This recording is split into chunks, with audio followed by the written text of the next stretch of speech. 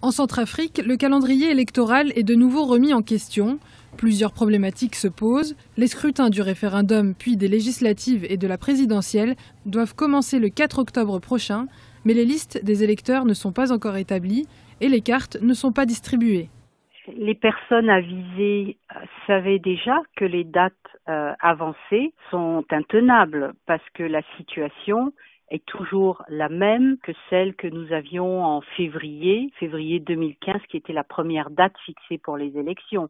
La situation est exactement la même, c'est-à-dire qu'il y a toujours une absence de ressources, qu'il y a toujours l'absence de l'administration sur tout le territoire et surtout qu'il y a l'insécurité malgré les efforts qui ont été faits. L'exécutif pense qu'il serait judicieux de reculer le calendrier des scrutins d'1 mois.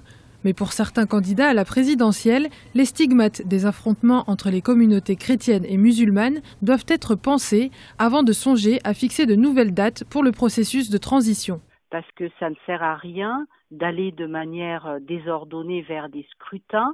Je pense qu'il faut arrêter de faire des sauts de puce comme on l'a fait jusque-là et prendre le temps de réfléchir une fois pour toutes, prendre en compte le contexte réel de la République centrafricaine avant de fixer des dates réalistes, parce que sinon nous allons continuer à avoir cette cacophonie que nous avons depuis à peu près une année par rapport aux élections. Des consultations sur la prolongation de la transition vont démarrer dès la semaine prochaine. En attendant, le référendum constitutionnel est maintenu au 4 octobre et le premier tour des présidentielles et législatives au 28 octobre 2015.